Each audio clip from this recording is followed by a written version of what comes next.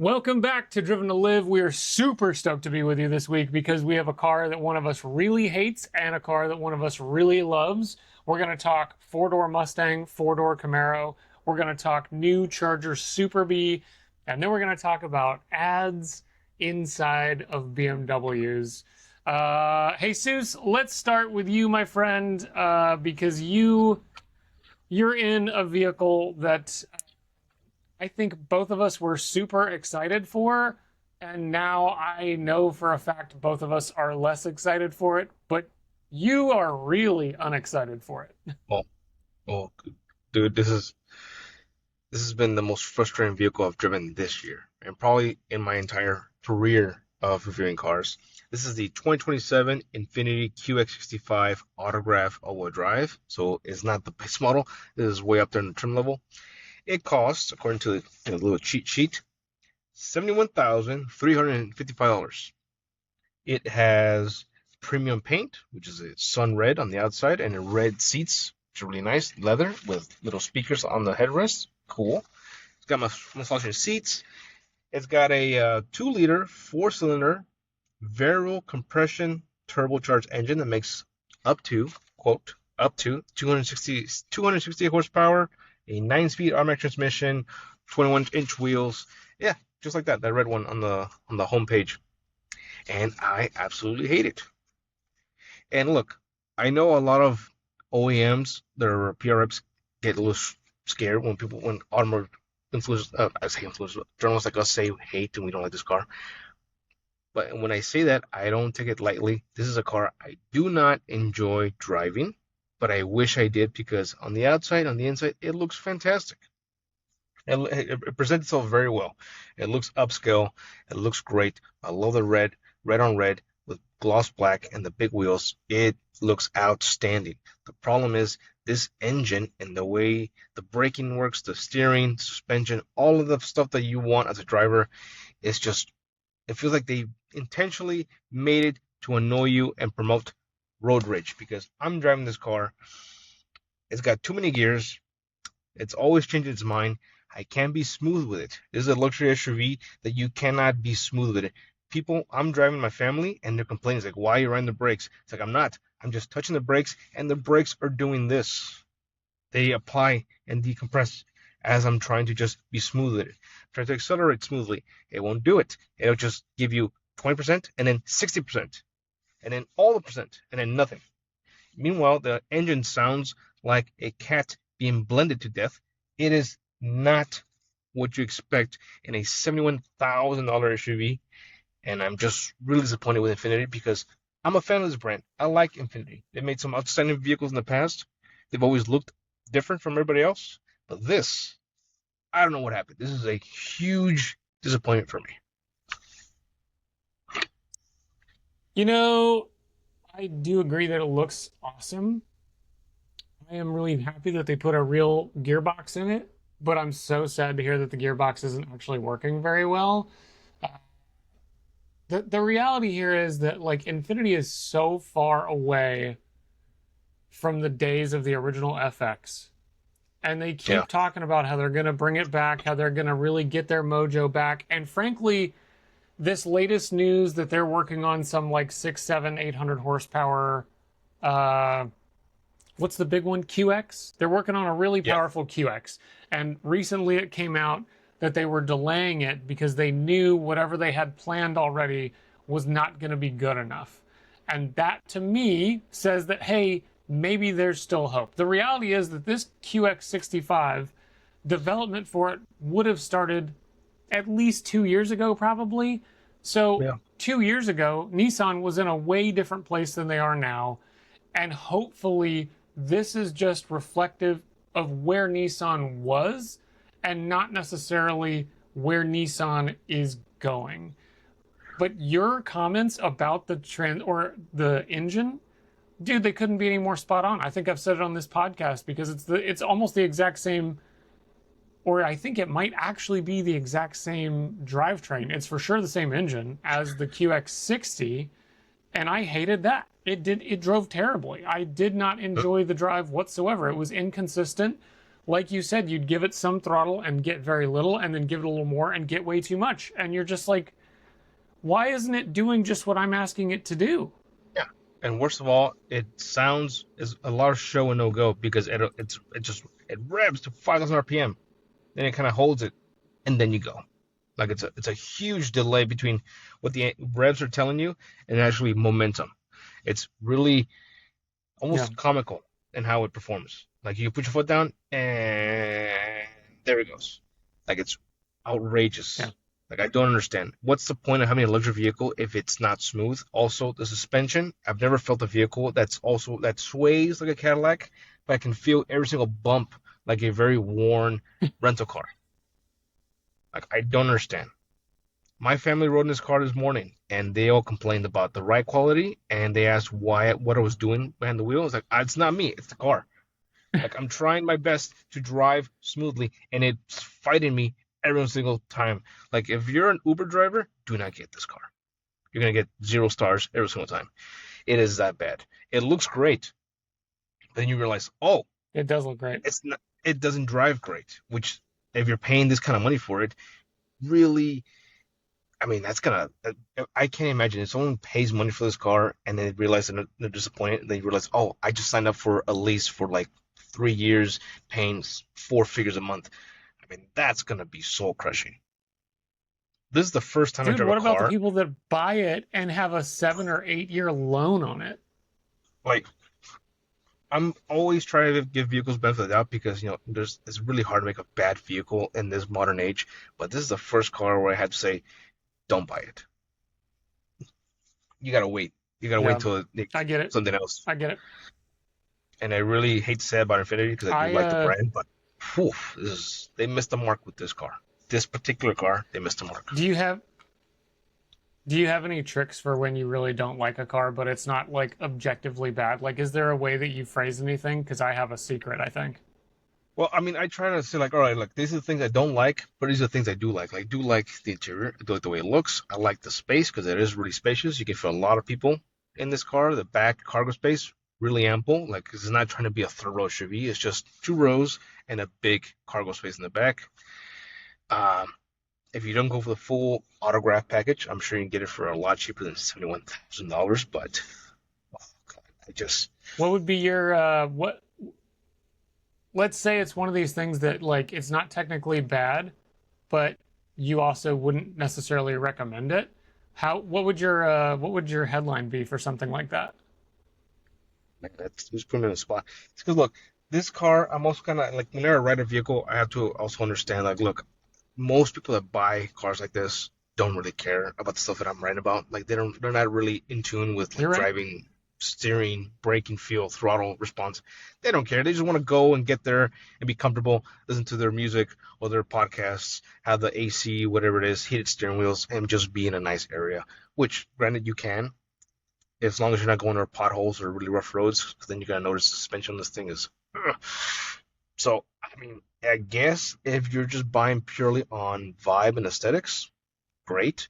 But if you're someone who actually cares about driving and what that means to you, because you do spend a lot of time in your vehicle, you're gonna be a lot angrier than you're used to in your morning commutes and your afternoon commutes, because this thing has a way of just kind of like pushing your buttons, especially when you're trying to brake gently and you feel the pedal vibrate like the ABS kicking on. Even though I'm just trying to slow down gradually. No, no, it's gonna hit and then let go, and then hit again and let go. It feels like I'm driving with a very nervous Well, student ed teacher, and he's just riding the brakes. When you want to tell the car like, car, I know what I'm doing. Trust in me. Trust me. And I've tried eco two, mode, two, two sport mode. things. Doesn't work. Two things. First, if you ever read a review title from me where I say something and something is a love letter to the brand's fans, so Okay. like in this case, like the QX65 is a love letter to Infiniti fans, that's me saying most people do not need to buy this. Yeah, you uh, gotta. but It's a, secondly, it's good. take a look at the steering wheel. I am almost 100% certain that is the same steering wheel from a Nissan Kicks. it doesn't feel like. I mean, I've driven the kicks recently. It doesn't feel the same. Like it does feel a little bit more, you know, gradual. And it's got a little bit more heft and a little more premium feel to it. The leather's nicer. But jeez, man, I will say one thing: the build quality does feel nicer than a Nissan. Like the leather does feel like real leather. Nothing's vibrating. Nothing feels chintzy. But again, the ride quality kind of ruins that whole aesthetic. Yeah, There's the kick steering wheel. There's the Infiniti steering wheel. That's crazy to me, dude. Now, they're not the only ones to do that. Infinity's by no, no means the only of brand that course does not. that kind of thing. No, But, like, that's hilarious to me that they're the same.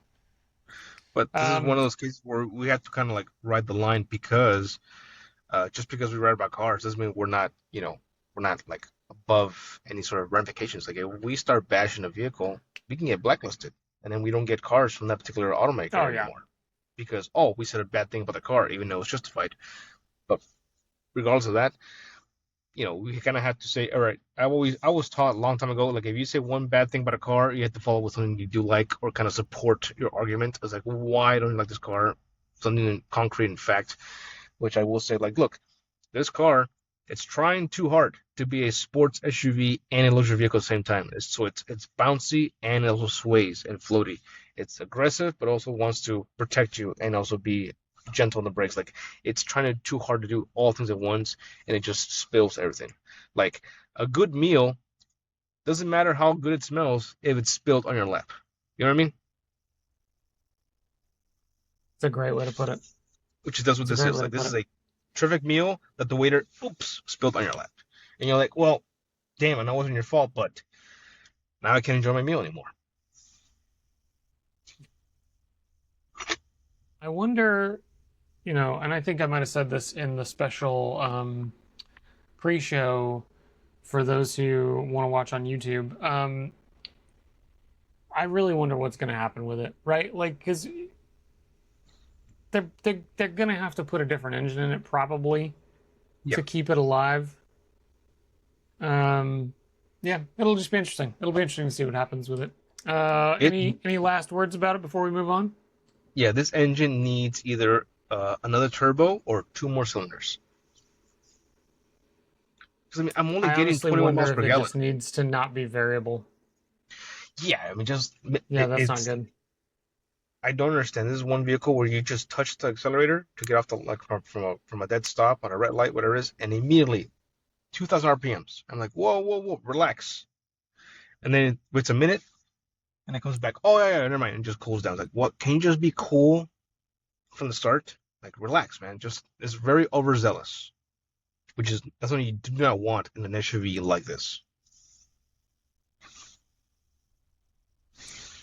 Yeah, I, I'm not eager to drive it. What can I say? Okay, but moving on, something I am eager to drive more of, and I just had to give it back today, and I'm a little sad about it, is Kia K4 hatchback. We have talked about this on the pod a little bit already because you Yeah. had this exact same car recently and you liked it. What were your big highlights and lowlights when you had it? Price, of course, it's under $35,000 for essentially a hatchback that has all the cool factor of a hot hatch without having to be a hot hatch full stop. I mean, come on, you got a two-tone leather interior for under $35,000. That sparkling yellow Under paint job 33. is It's 32,870. even better. Gas mileage is decent for what it is. Love that yellow paint Yeah. job. And it's actually a compact car. It's not a crossover SUV trying to be a hatchback. No, it's a traditional true blue hatchback. Yeah. It's low, it's super low. So it handles pretty well. The steering feels really good. Um, I was blown away, dude. For 33 grand basically out the door, Mm-hmm. you can get up to 30 mpg if you don't drive like an idiot. You can fit four adults that are 6'6" or shorter, and five adults if they're smaller sized in the back seat. The cargo area by itself was big enough for my entire goalie bag to fit back there. Nice. Like it does so many things really, really well. Now it's not fast, but it's still 190 horsepower and 195 pound-feet of torque and a real 8-speed automatic with paddle shifters that actually work. So it's Yeah. like you It kind of hit the moves. nail on the head. It's not a hot hatch, but it is right below a hot hatch. And you that's almost a benefit because if you have a hot hatch, you will disagree. And if I had a GR Corolla, I would rather have that than this.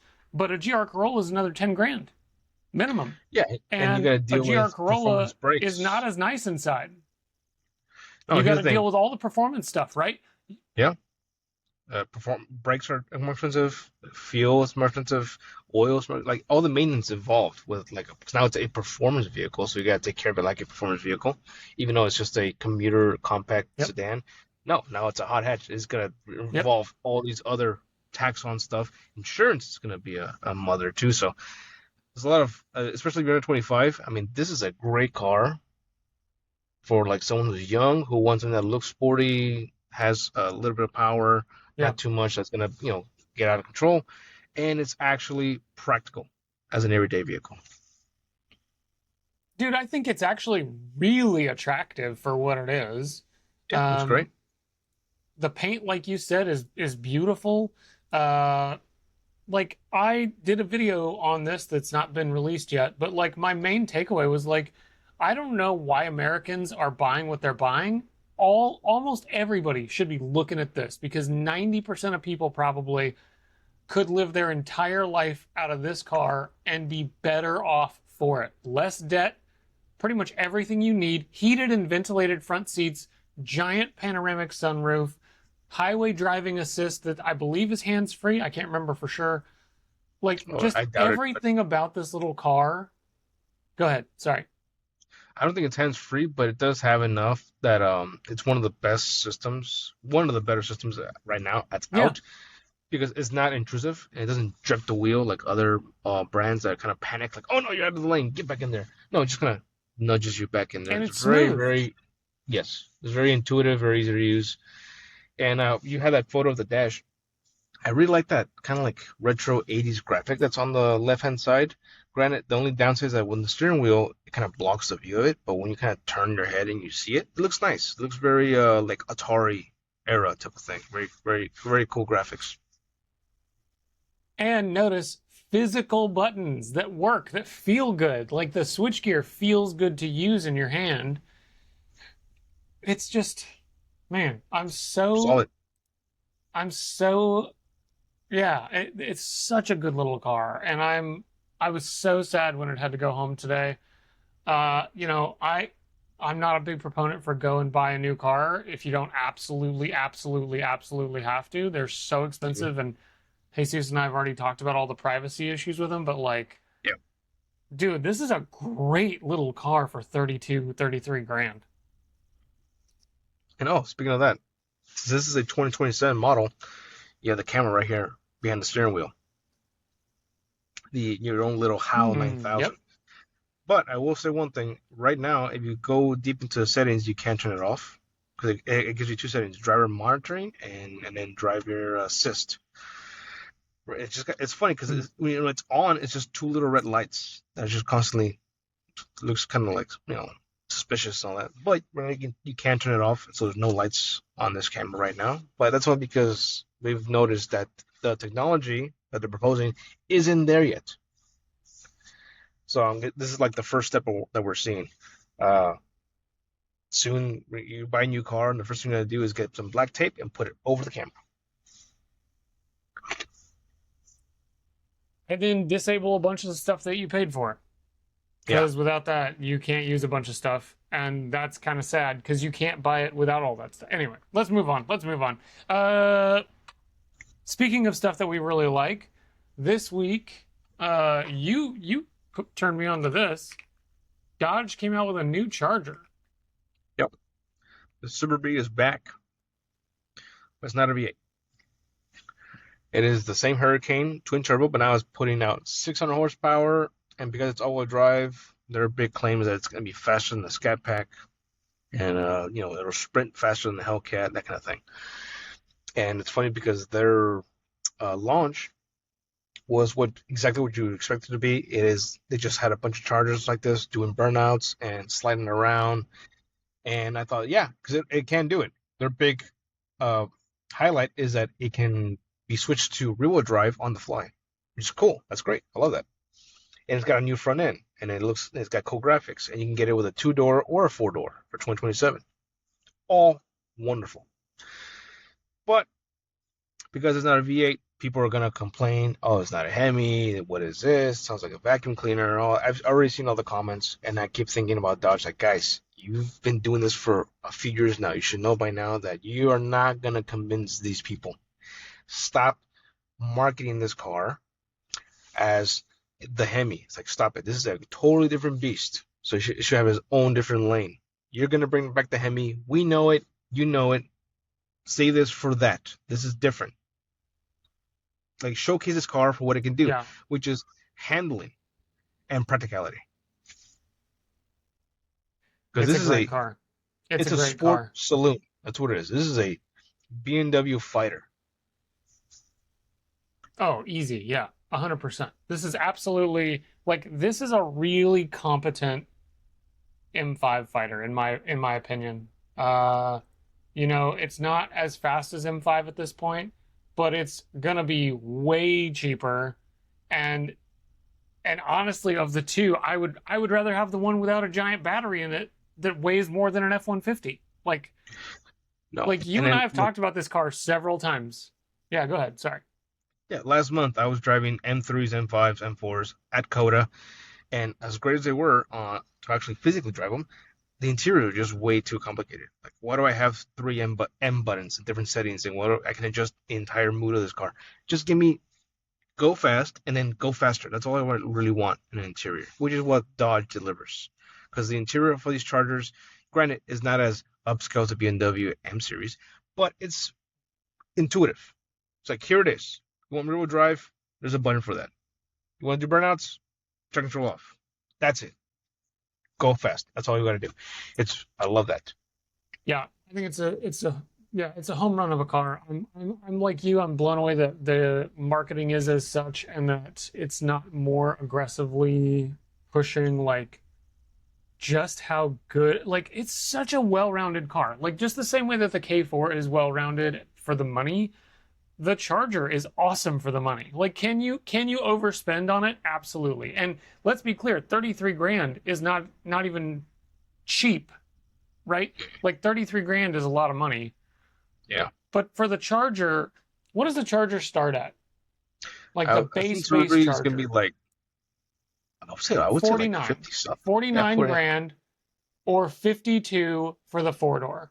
And here's the kicker about that. They have Dodge Power Days going on right now, I think, which is Power Dollars. That's what it is. So however much horsepower you get, they give you $100 off per horsepower. So you're getting $5,500 off if you buy the most powerful one available right now, which is the Scat Pack. And that means, if my understanding is correct, that you're essentially getting, let me see if I can find one here. Here you go. So Scat Pack, 2-door, all-wheel drive, $54,995, $5,500 back. So you're basically getting, what is it, 540 horsepower or something like that for Plenty. under 50 grand. Yeah. With usable storage, cargo space, comfortable, That's what I'm sound saying. systems. I put a double XL mountain bike in the back. And then you can do burnouts.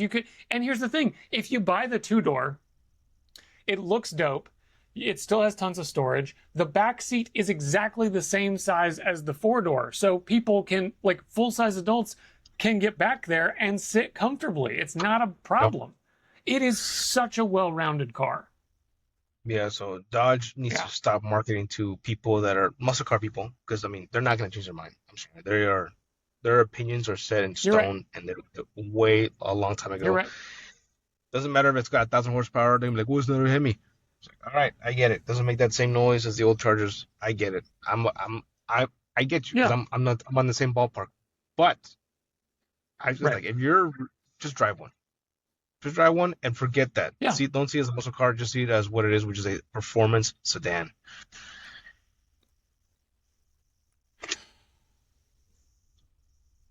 I totally agree.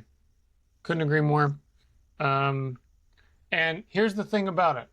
I really, I really think that this blends directly into our next story, which is that both Ford and Chevy are reportedly going to They're teasing release us. four-door versions of their muscle cars. So we're going to get a four-door Mustang and we're going to get a four-door Camaro, according to sources. Yeah. Nothing's been like, confirmed. It's all like, hey, speculation. I guess they're just kind of like testing the water to see how, the community's going to react. But I keep thinking like, look, if they four-door Mustang, four-door Camaro, and the four-door Charger, that'll be a whole different era of muscle car wars. Yeah. Now, I when I first saw that, I saw the car looks fine. I get it. I just don't like the name, the Mach 4. I'm like, guys, you're Ford. You have some of the best names in history. What a waste to not name it the Marauder, the Galaxy, the Torino. Like all these great names they could have pulled out of their hat from the back in the old days. Mach 4? Like, no, man. It's Think it's cowardly. because the Mach, yeah, I agree, but I think it's because, yeah, you know what? Cowardly is absolutely the right word. I think it's because the Mach E, despite all the controversy and despite Ford's business plan not working out the way they hoped, I think the Mach E has sold well enough that they're like, okay, well, let's just take a little branch off of that tree to hopefully continue that success. Because also Mach 4 makes me think, also, is it going to be electric? Because Jim Farley already said the Mustang is never going to be electric, so this is technically a Mustang, so what are we doing here? That name's going to confuse people. It is weird to use the number of doors as the part of the name. Yes. Like, You know, what like if like the Charger was like Charger Scat Pack 2 and Charger Scat Pack 4? Like that sounds ridiculous. no. I mean, dude, they could have called it a 2+2. It would have been more literal. But, Yeah, that would have been good. You're totally right. You're I'm totally just like, right. that could have been the Fairlane. That could have been a whole host of cars. I know I saw Man, people Fairlane commenting, would have been a good one. You're totally right, dude. could have been some people are commenting, could have been the Crown Vic. Yeah, that's a little going too far, but Mm, they've been teasing a four-door Mustang since the beginning, since way back in the '60s. So it's kind of like, all right, finally, bring it. All right, if we're gonna do it now.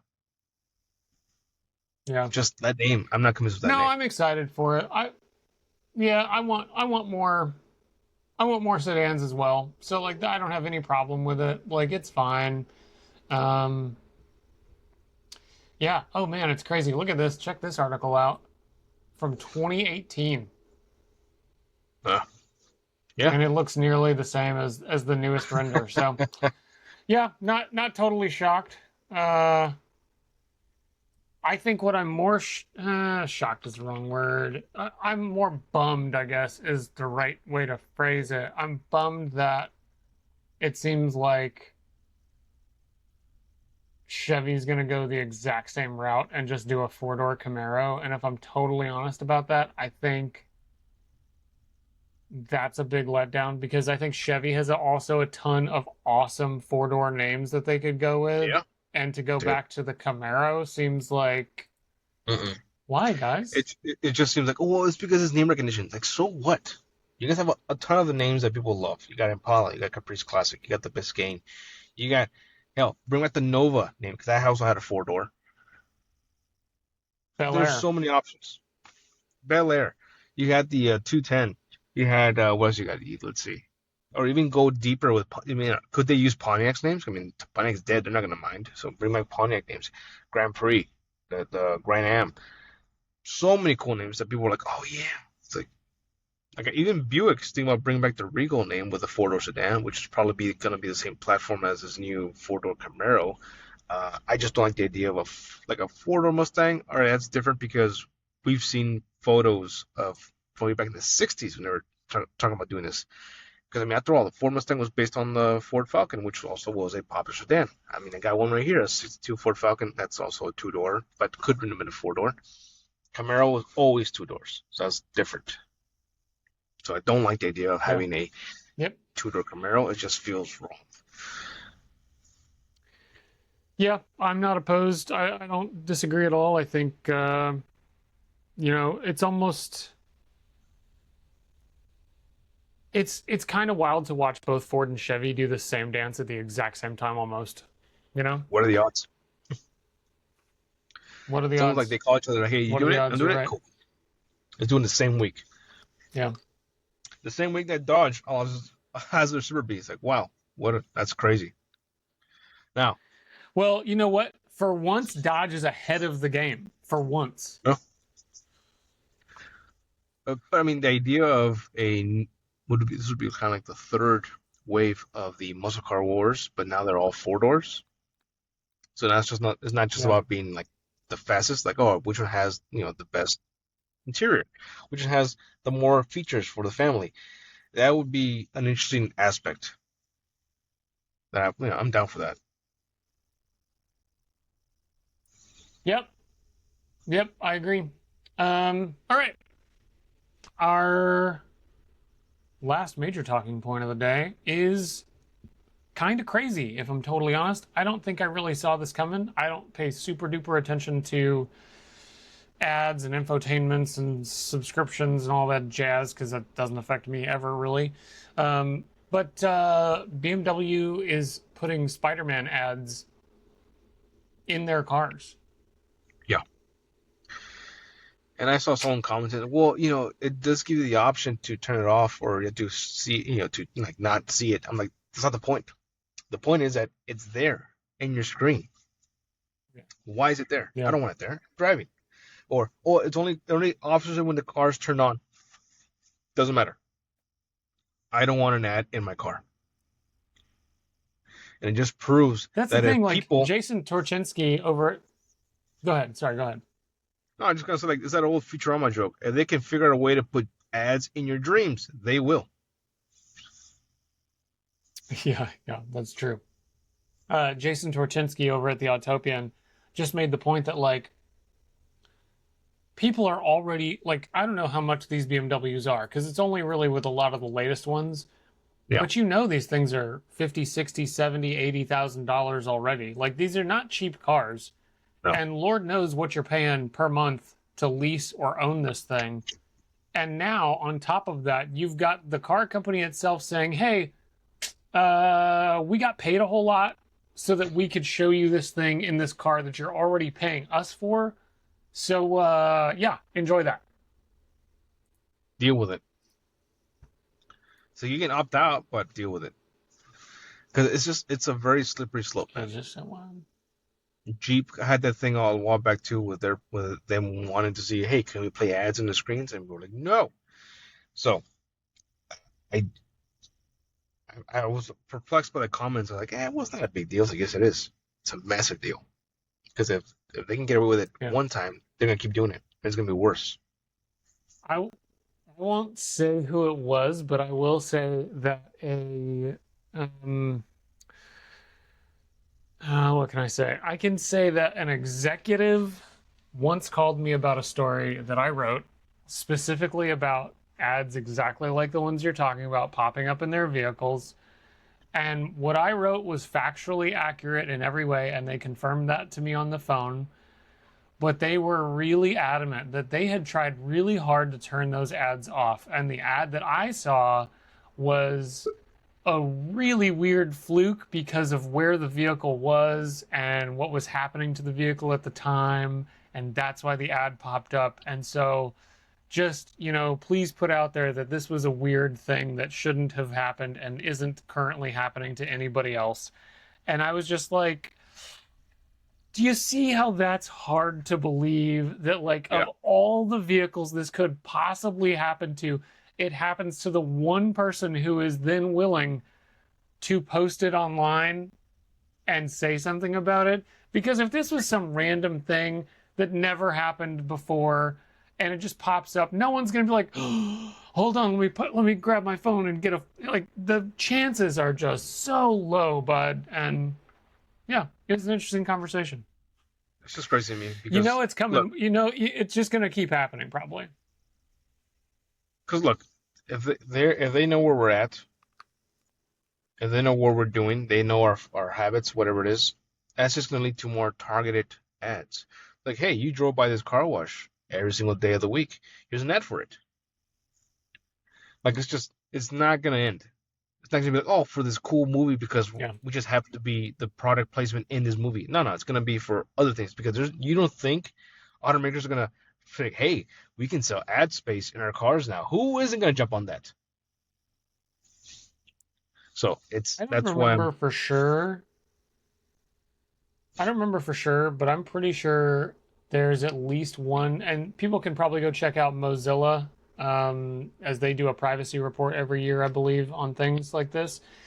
But I'm pretty sure there was at least one automaker who said something like, in their privacy statement, they said that it was okay for them to record inside the vehicle whenever they wanted, and that includes like sensitive conversations or even conversations of a sexual nature. Like, they basically were just like, look, if you're in your car, just imagine you're in a boardroom with us and everything you say is recorded. Like, it was everything's on the record. insane. That's insane.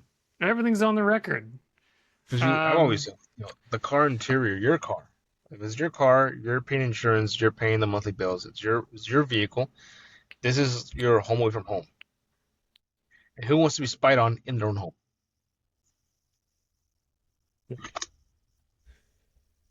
um, I have one more thing we could talk about, unless you've got more that you want to talk about. I'm good. Give me with it. Okay, this is 100% up your alley, and I think you're both going to be happy to know it and sad that it's true. Cities are ditching Flock and immediately replacing it with Axon license plate readers. This is a new report from 404 Media, Joseph Cox.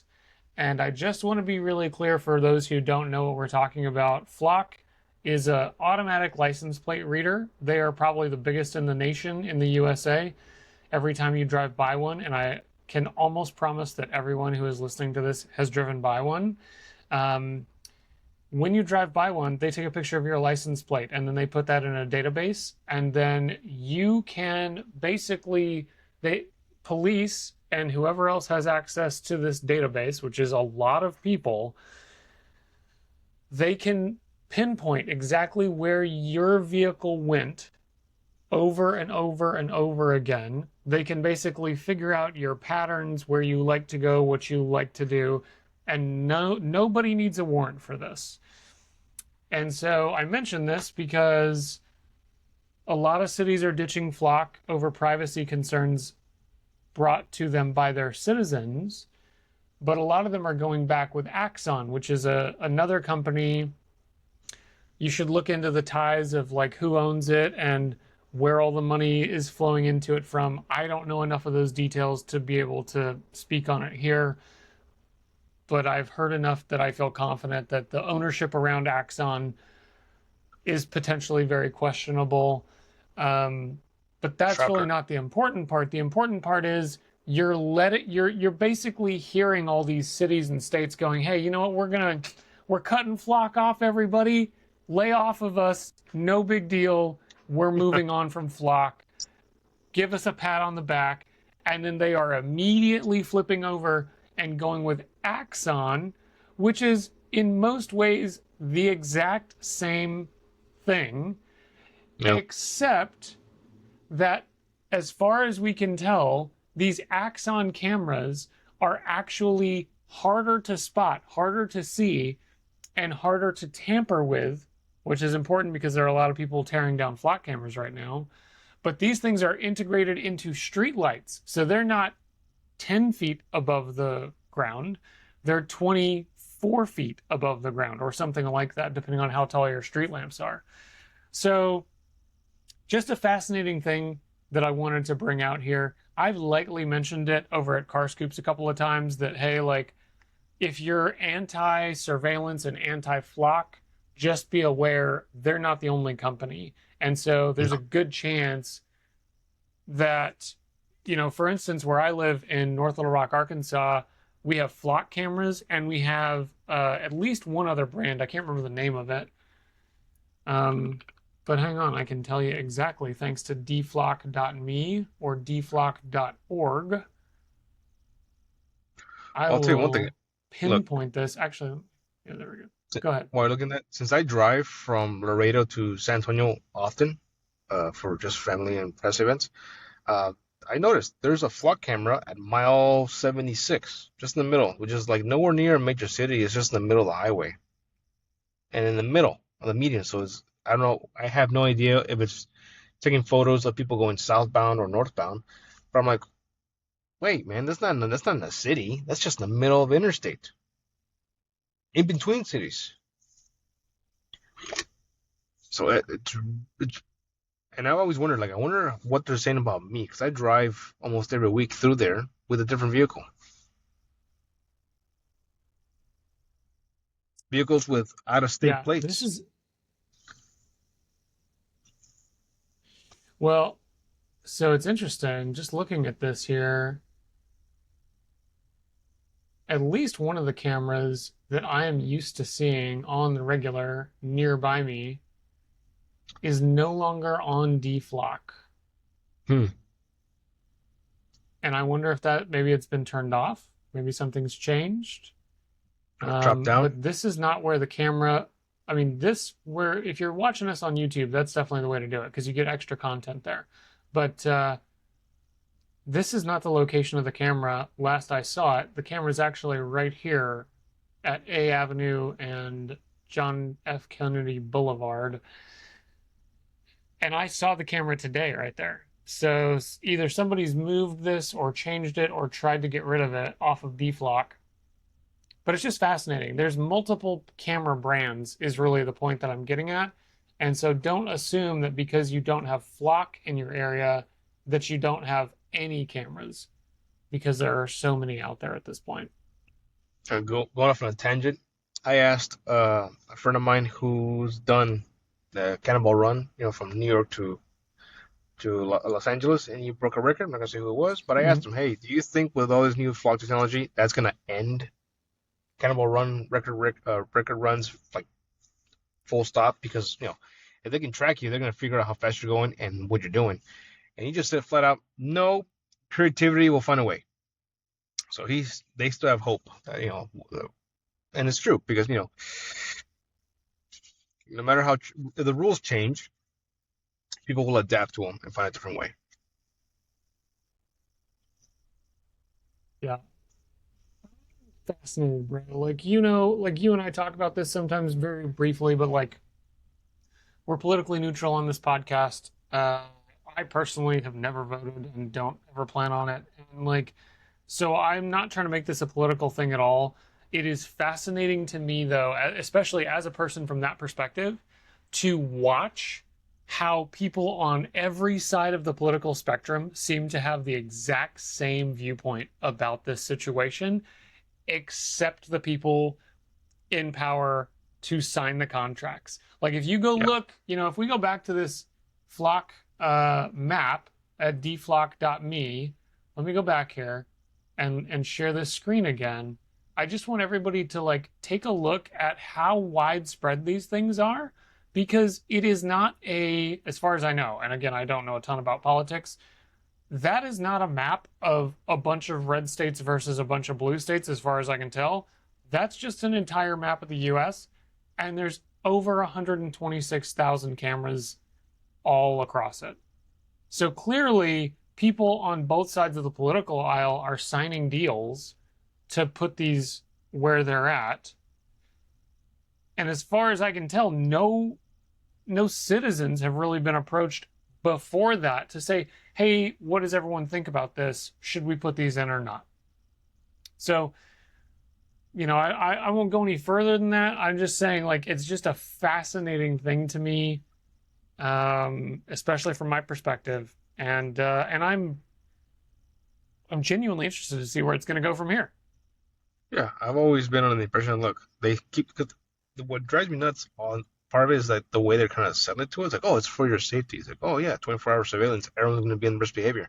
Oh yeah, then explain prisons because they have 24-hour surveillance, and you know what happens in prisons? All the crime doesn't Tons of stop them. crime, lots of crime. Yeah, good point. Good point. And I saw something else that just said, it seems like right now, because there's a lot of misuse with this system, and we've seen that. And especially it's popped up a lot in the news right now because Flock has instigated a audit system that kind of like tags what seem to be strange uses of the system. But Mm. essentially, to me, as a layman, really, because I'm not a surveillance person, I don't know a ton about it. But to me, that says, well, we can't stop it from happening. We can only track when it does happen, hopefully.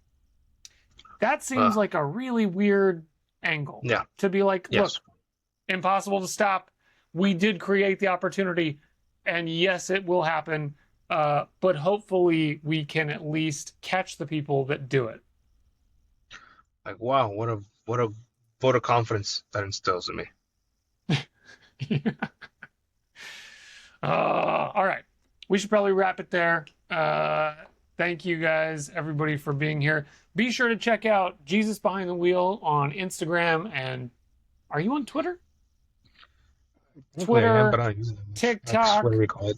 There's like all the different socials. Jesus Behind the Wheel. Check out Yeah, Jesus.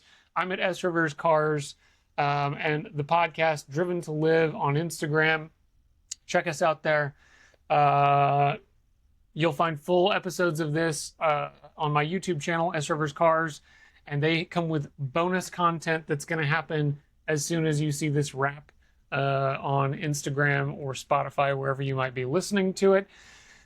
We thank you so much for your time and your patience with us, yeah, listening to us talk about random stuff. Uh, Parting words, Jesus? yeah. Thank you so much for listening to us and watching us. I mean, this is pretty good because we do go on tangents every now and then. We talk about cars, talk about movies, ads, flock cameras, all that kind of stuff. It's like we are experts, but this show is not run by experts, if that makes any sense. Like we're just talking here. So Yeah. if you want to see us at our best, follow us on social media and read our stuff. That is when we're fully focused and locked in and delivering only facts. Here we're just hanging around, talking, we're chewing the fat, and hopefully somewhat entertainment for you guys. So thank you so much for watching. Yeah. We really appreciate you guys. Have a great week, and we'll see you next week.